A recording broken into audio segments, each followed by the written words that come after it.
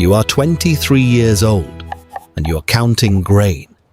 That is your life. That is what you do. You stand in a warehouse on the western edge of the Aventine district, with a wax tablet in one hand and a stylus in the other, and you count sacks of emmer wheat as they come off the river barges one by one. You have been doing this for 2 years, assigned to the Annona, Rome's grain supply office, after your father called in a favor from a former military tribune he once served under in Germania. The work is tedious, but stable. You are fed. You are housed. You do not carry a weapon. You do not make enemies. That is, you think, a reasonable life. Then one morning, a man does not show up to work. His name is Tullus. He is a senior clerk, 15 years your elder, responsible for reconciling the weight manifests from the Ostia docks with the distribution records inside the city. You have worked beside him for 8 months. He is quiet, methodical, and uncareful with numbers in a way that makes you trust him. When he does not appear, his supervisor assumes illness. When he does not appear the following day, someone is sent to his apartment. The apartment is empty. Not ransacked, not disturbed. Simply empty. As if Tullus had decided the night before last to cease existing. 3 days later, a man sits down across from you at the table where you eat your midday meal. He is wearing the clothing of a minor customs official, but his posture is wrong for that. His stillness is wrong. He sets down a folded piece of papyrus and slides it toward you without speaking. You open it. It contains a list of 12 numbers. You recognize them immediately. They are false figures. Specifically, they are the false figures that Tullus had been entering into the weight manifests for the past 14 months, skimming grain receipts in quantities small enough to escape casual notice, but significant enough across 14 months to represent a serious diversion of state supply. You had noticed the discrepancies 6 weeks ago. You had said nothing because you did not know what saying something would mean or who it would mean saying it to. The man across from you says quietly that you noticed and said nothing, and that this is interesting. He says it the way someone says a thing when they already know the answer and are testing whether you will lie. You do not lie. You tell him exactly when you noticed or what you noticed and why you stayed silent. He listens without expression. Then he tells you that Tullus is not dead. He tells you that Tullus is being questioned.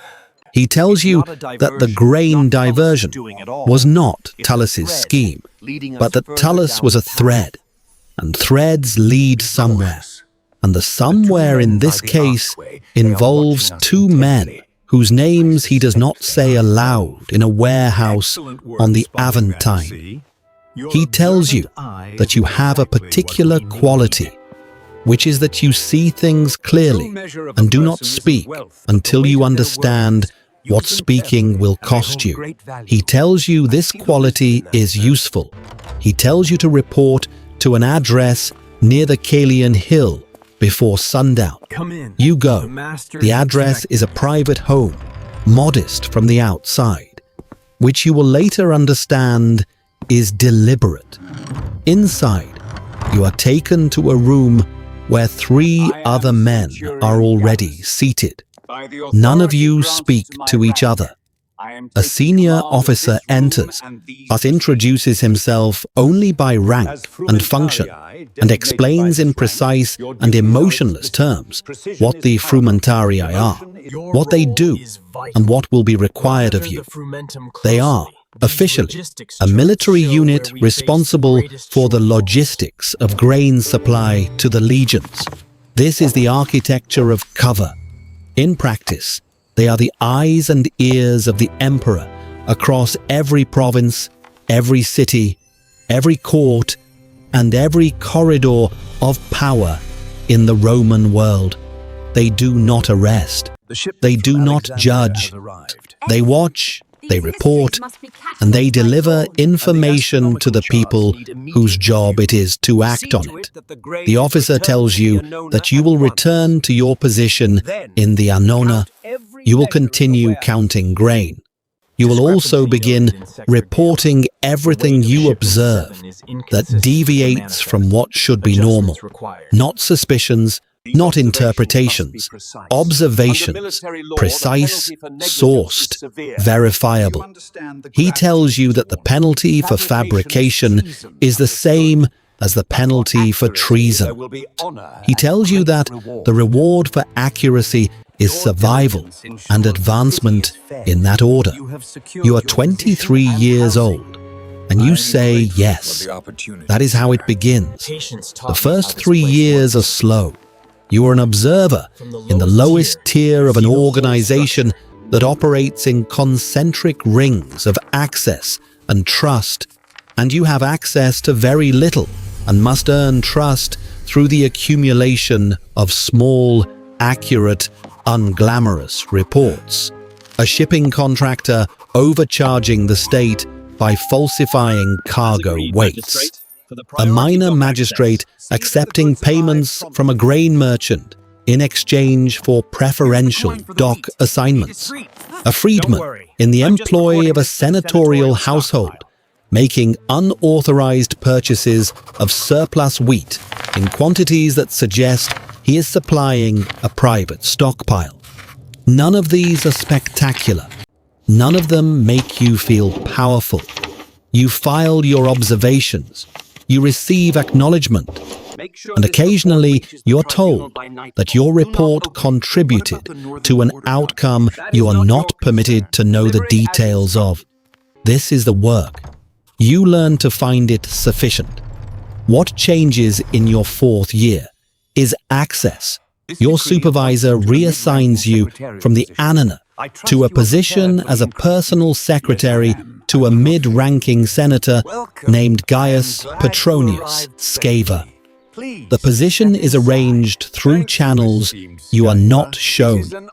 As far as Sceva knows, you were recommended by a mutual acquaintance whose name means nothing to you, but clearly carries weight with him.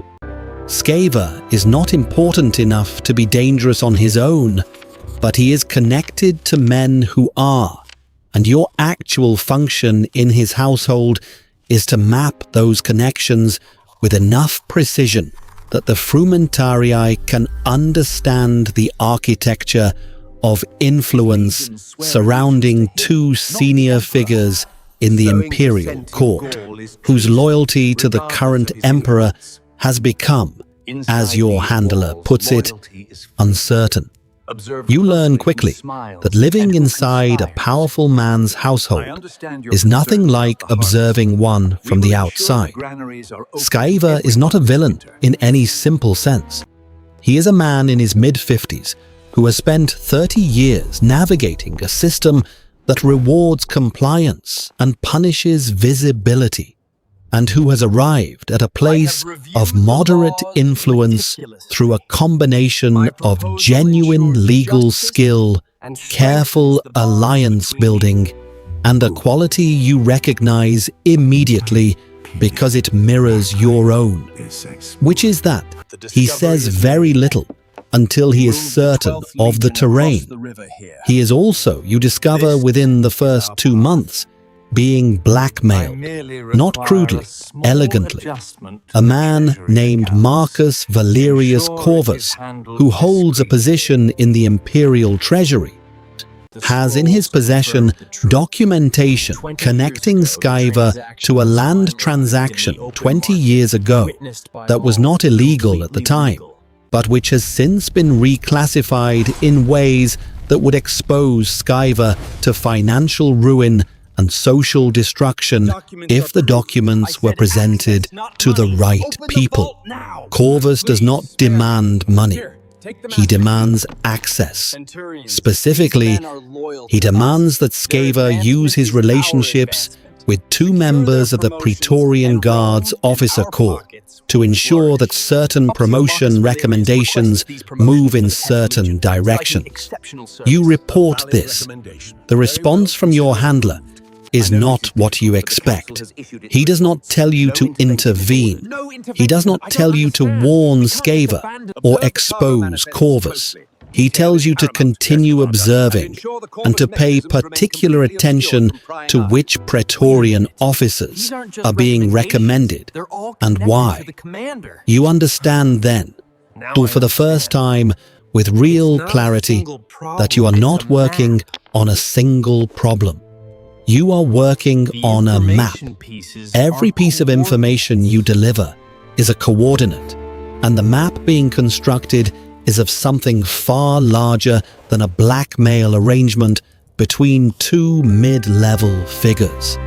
The Praetorian promotions connect to a network of officers whose loyalty has been quietly redirected over the course of several years, away from the Emperor and toward a figure in his inner circle whose ambitions are apparently no longer entirely aligned with the continuation of the current reign. You are 27 years old, and you are sitting in the middle of a conspiracy that could end with an emperor's death, and your job is to watch it and say nothing to anyone except one man you meet in different locations on a rotating schedule, and to whom you speak only in careful, sourced, verifiable observations. The moral weight of this does not arrive all at once. It arrives the way the grain discrepancies arrived, in small increments that accumulate before you have decided how to feel about them. You watch Skyver receive a letter one evening that clearly distresses him, and you observe the careful way he destroys it, and you note the time and the name of the courier, and you file your report. And 3 weeks later, Skyver's second son is arrested on charges that, as far as you can determine, are legitimate but selectively pursued. And you understand that your report contributed to the timing, if not the substance, of that arrest. And you sit with that knowledge in the way you have learned to sit with things, which is without moving, without speaking, and without resolving it into anything clean. Skyver begins drinking more heavily after his son's arrest. This makes him less careful, which makes your work easier and your conscience heavier in proportions that do not balance each other. In his less careful moments, he speaks more openly to the 2 or 3 men he trusts inside his household, and what he speaks about is fear. He is afraid of Corvus. He is afraid of the men Corvus serves.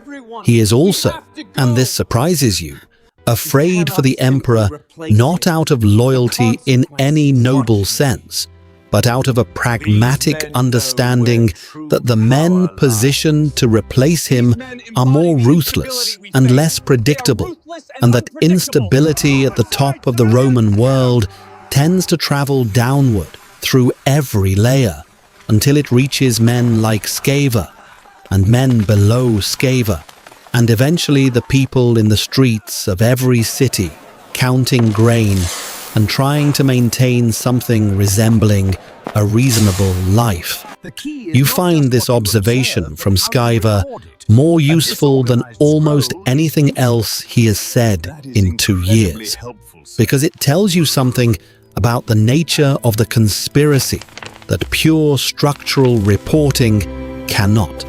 It tells you that even the men adjacent to it are afraid of what happens if it succeeds. You include this in your report not as interpretation, but as a direct account of his words and the context in which they were spoken. And your handler, Cal, for the first time in 4 years of working together, tells you that this was exceptionally well observed. In your 5th year, Corvus makes a mistake. It is a small mistake, the kind that only becomes visible in retrospect, which is that he uses the same courier twice in a single month for communications that should never have a pattern. You notice because you have been watching couriers the way you once watched grain manifests, tracking repetition, anomaly, and deviation from expected behavior. The courier is a freedman who works nominally for a wine merchant near the forum, but whose movements do not correspond to the geography of wine distribution in any consistent way. You report the courier, you report his routes, you report the 2 delivery points whose locations you were able to follow him to on separate occasions without being observed. One of those locations is a private bathhouse used primarily by officers of the Praetorian Guard. You do not know what happens next in any direct sense. You are not told. What you observe is that Corvus stops appearing at the functions he regularly attended, that his name disappears from the correspondence Scaver receives, that Scaver himself begins, slowly, to breathe differently, in the way a man breathes when a weight has been partially removed from him without explanation, and that 3 of the Praetorian officers whose promotions had been the subject of Corvus's manipulation are quietly reassigned to provincial postings within the span of 6 weeks. The conspiracy does not end. You understand this. You understand it because your handler at your next meeting tells you that what was removed was a mechanism, not a cause, and that the cause remains and is patient and will find new mechanisms. He tells you that your work is not finished. He tells you that you are being elevated to a new assignment, one that requires you to leave Skyvar's household and take up a position closer to the center of things, which is a phrase he uses in a way that makes the center of things sound like the inside of something that occasionally catches fire. You are 28 years old, and you are being moved deeper. What you carry into the new assignment is everything the previous 5 years have taught you, which is primarily this, that power in Rome does not reside in titles or offices or even armies. It resides in information, and specifically in the asymmetry of it, in who knows what about whom, and who controls the conditions under which that knowledge travels, or stays still. The Frumentarii are not powerful because they can arrest men or command legions. They are powerful because they exist in the negative space of every room where powerful men meet. And powerful men, when they believe they are unobserved, tell the truth about what they want and what they fear. And the truth about what powerful men want and fear is the most dangerous currency in the known world. Your new position places you in the household of a man whose name you will not think directly even in the privacy of your own mind. A practice you have developed as a form of operational discipline against the risk of speaking in your sleep or in fever, or in the unguarded moments that even the most careful people cannot fully eliminate. He is close to the Emperor, close enough that the distance between him and the throne can be measured in a single conversation. He is also, your handler has told you, the subject of the most significant active investigation the Frumentarii are currently running, which means that every other agent watching every other figure in this network is ultimately feeding into the same map. And the map is now detailed enough that the people who commissioned it are preparing to act. Your job is to be in the room when the preparation becomes visible, not to stop it, not to accelerate it, to observe it with the precision of a man who has spent 6 years learning that history is made in the details that everyone else considered too small to record. There is a particular evening you will remember, though you will never write it down and never speak of it to anyone. You are standing in a corridor outside a dining room where 3 men are speaking in lowered voices, and you are holding a lamp because that is your reason for being in the corridor. And through the door, you can hear the shape of an agreement being reached. Not the specific words, but the cadence of it. For the particular rhythm of men who have been circling a decision for a long time, finally landing on it together. You stand in the corridor and you hold the lamp, and you listen to the cadence, and you note the time, and you note who entered the room, and in what order, and how long they stayed. You will report this tomorrow. Your handler will receive it. The map will be updated. Something will happen, or something will be prevented from happening, and you will not be told which. And the empire will continue, or it will change. And either way, you will be standing in a corridor somewhere, holding a lamp, watching Rome's most powerful men move toward whatever they are moving toward, and doing the only thing you have ever been particularly good at, which is seeing clearly and understanding what seeing will cost you, and paying it, because the alternative is to stop seeing. And a man who stops seeing in your position does not stay alive long enough to regret it. You are 28 years old. You are a grain counter who became a shadow. You work for an institution that does not officially exist, serving an emperor who does not know your name, inside a conspiracy that may outlast you, watching men of enormous power spend that power destroying each other with the focused, methodical efficiency of people who have confused dominance with survival. You hold the lamp. You listen. You remember everything. Tomorrow, you will write it down.